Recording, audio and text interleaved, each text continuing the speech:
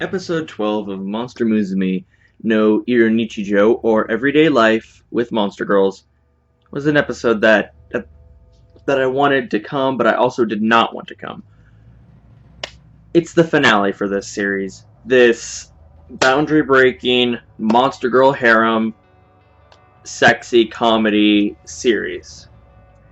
Sadly enough, this is a 12-episode anime, but they've covered quite a bit of material in the manga. The manga has only about like 30 plus chapters, and this probably covered around like 25, I believe. Don't quote me on that, but from what I basically remember. And I was really loving this series. I love the manga, and then the anime, it was 10 times better than the manga. And I love this. To see it go, that's actually pretty sad. Now, before I get into the whole specifics and talk about the entire series as a whole and all that, I want to talk about episode 12 alone, the finale episode. So, Monster Musume always had a high production quality and all that, but this one, the production quality for this was insane. Better than every episode, and every episode had some pretty damn good production quality of animation and all that. This one just... Even this episode was probably the funniest one to date. We've had a lot of sexy episodes that I like. I definitely like those episodes and all that, but this one was probably the funniest to me. If you were paying attention, when Darling was drowning in Sue, he even did this. He was spazzing around, and then he did a Terminator reference of the wall going down off screen. The kind of thing.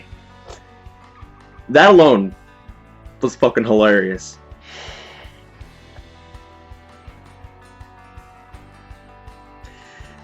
I gotta say, Lala, the Dullahan, or the Death Incarnate, I really love her eye contrast. The black and gold, so fucking beautiful.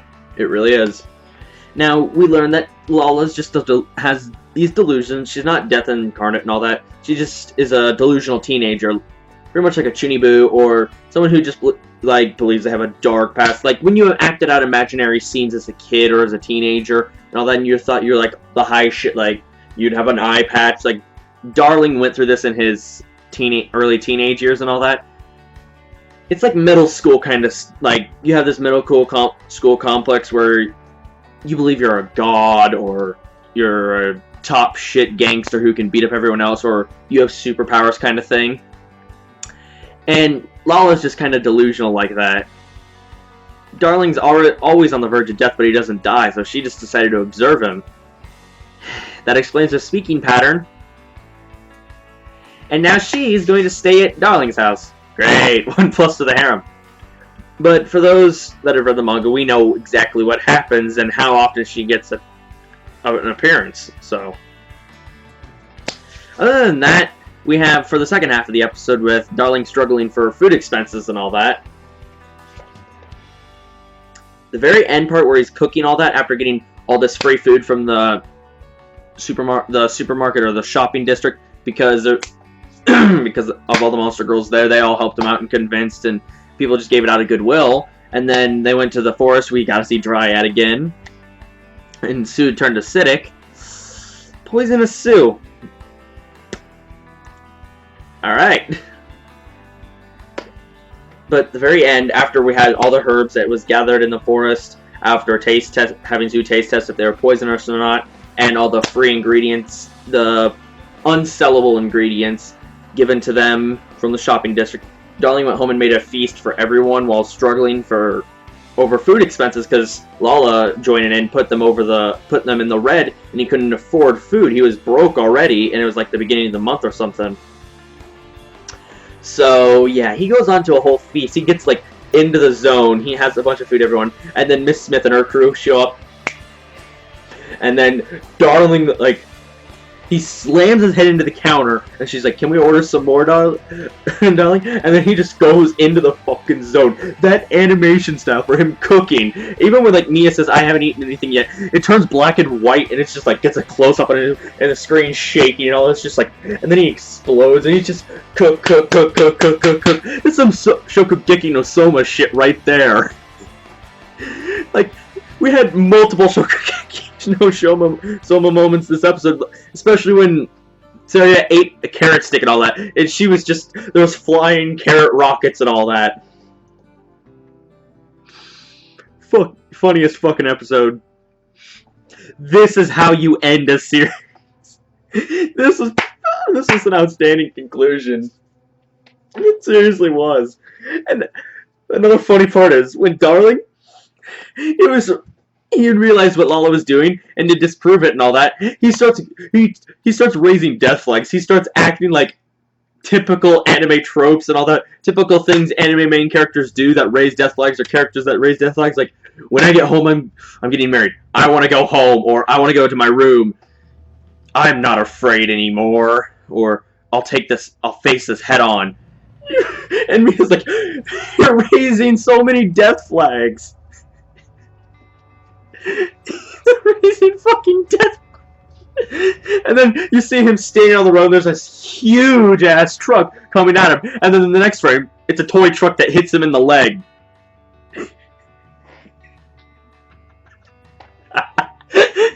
Monster Musume.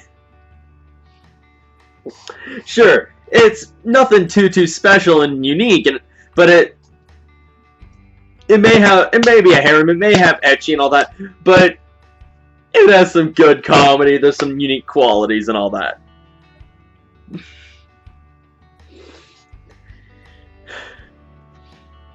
This fucking episode.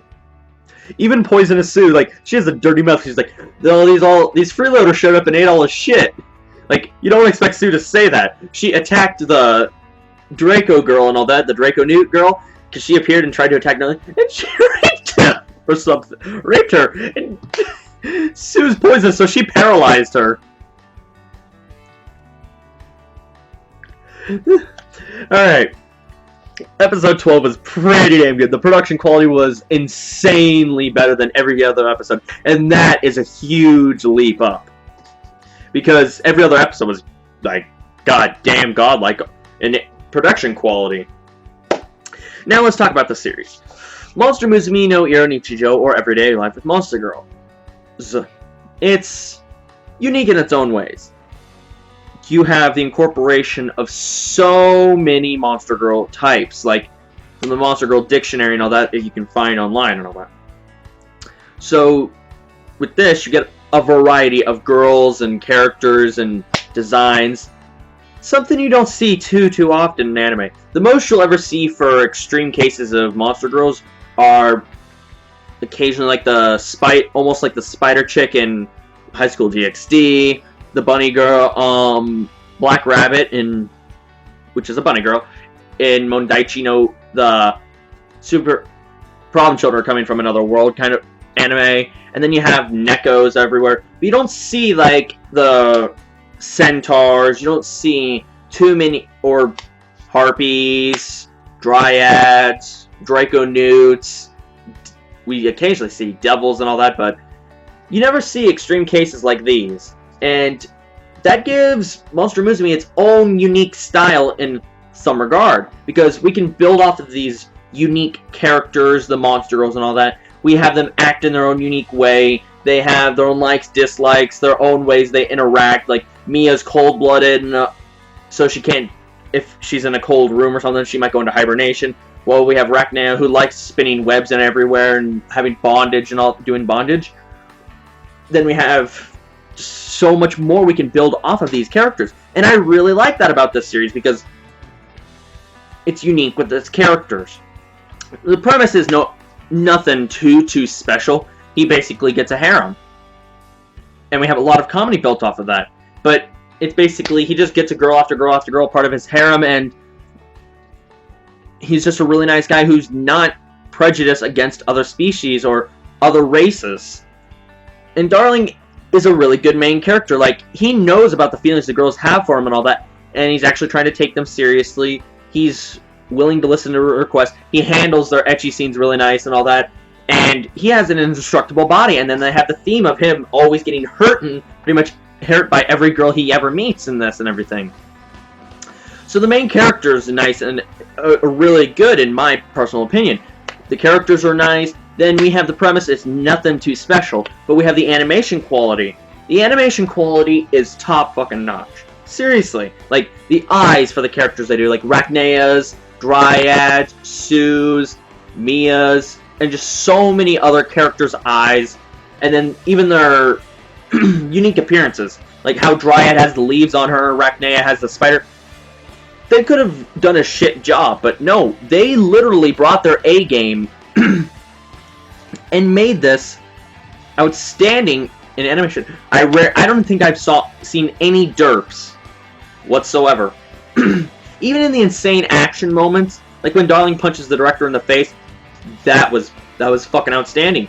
Every moment was of A-grade quality animation. It really was. If I had to say, like, Toei needs to learn from these people. But then music. The opening, the ending. The opening is a really, really catchy song. Like, I find myself singing it. And the ending song is pretty damn good as well. I like the Mon Squad song, and I absolutely love the opening song where we get introduced to all the girls. Although Lala really doesn't show up and all that, because she's not exactly considered a love interest for Kurisu. I do love all the nicknames they're giving Kurisu. Like, you actually have a variety of nicknames, not just added Sama, San, Chan, Kun, Dono, Senpai. You have Darling, Honey, Babe, Masta, and then even occasionally Kurisu.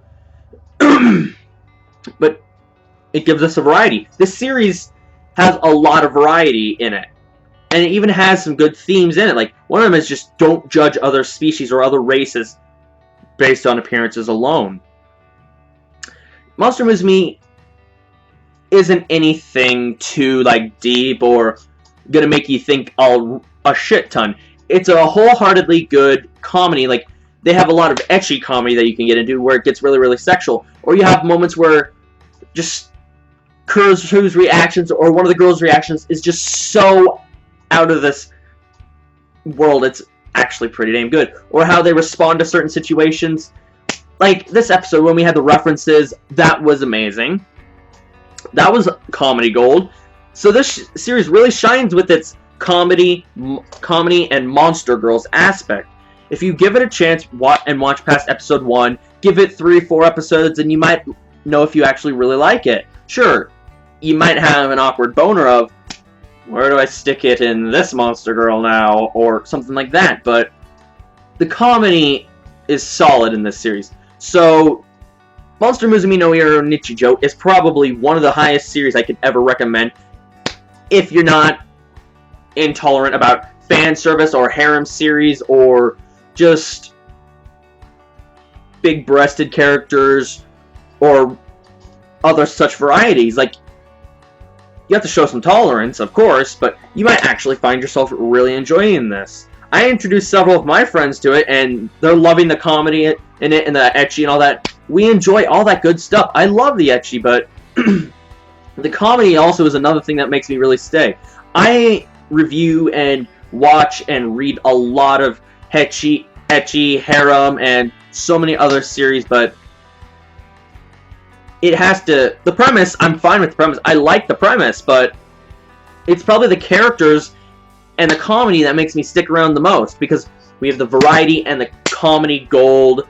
The animation style's nice, and the music is really nice, but it's a good series. It really is, and if you happen to come upon this review, be sure to check out Monster Musume no Iru Nichijou, because it's a good series. The 12 episodes were really well done. There wasn't any rushing.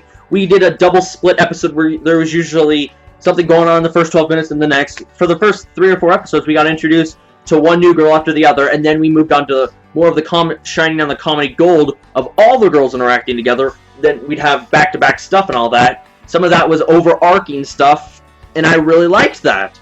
So it adapted the manga pretty damn well, and there's still some content left in the manga if you're curious. Like, read the manga, it's pretty good. There's no censors in the manga, and there will be no censors on this anime when it's released in Blu-ray DVD form. You can probably already find several uncensored episodes online, but I'm definitely going to buy this series for Blu-ray DVD. It's really good. I enjoy it, and if you're interested in the manga, go check it out, because it's getting really, really good in the manga. It was already really good, but it's getting even better. So, yeah, be sure to check out the manga after checking out the anime if you haven't done so already. I'm just really hoping for a Season 2. It'll probably be a while because we need to build up more content for the manga, but I'm fine with waiting as long as we get Season 2. A Season 2 for Monster Musume no Iru Nichijou would probably most likely depend on the Blu-ray DVD combo pack or just Blu-ray or DVD sales. So when it comes out, please support the official release. If you want a Season 2, support the official release. Buy the manga as well and all that. And then just enjoy the series as it is. It's not going to have any outstanding super action. It's just comedy, ecchi, monster girl goodness. It really is. And I'm just going to list off a couple of my top favorite characters. Dryad, Poppy, Mia, Zombina, of course.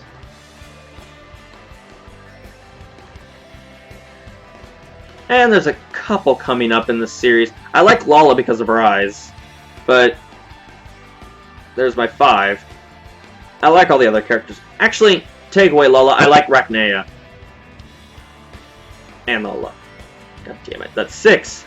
But there are a couple coming up if they ever do get a Season 2, and they'll probably make a shine, and